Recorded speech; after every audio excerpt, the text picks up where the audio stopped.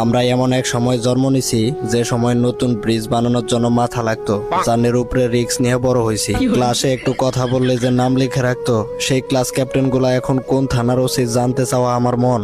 রাস্তা দিয়ে যাচ্ছিলাম, হঠাৎ করে একটা মহিলা তার বাচ্চার কান্না থামানোর জন্য আমাকে দেখিয়ে বলল, ওই যে দেখো পাগল যাচ্ছে। পাত্রী দেখতে গিয়ে খুশির ঠেলায় পাত্রীকেই বলে ফেলেছি, তোমার নাম কি মা?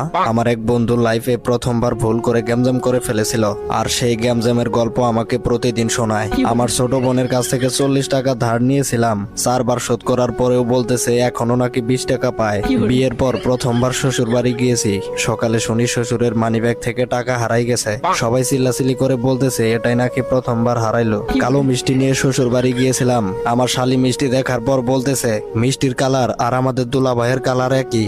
বয়সটা এমন পর্যায়ে পৌঁছে গেছে, বন্ধুদের সাথে 20 মিনিট আলাপ করলে 18 মিনিট আলাপ হয় বিবাহ সম্পর্কিত বিষয়ে। ফেক আইডি খুলে বউকে মেসেজ দিছিলাম, বউ বলল আমার স্বামী মারা গেছে 3 বছর আগে। এখন বউকে কি করা যায় বলুন তো?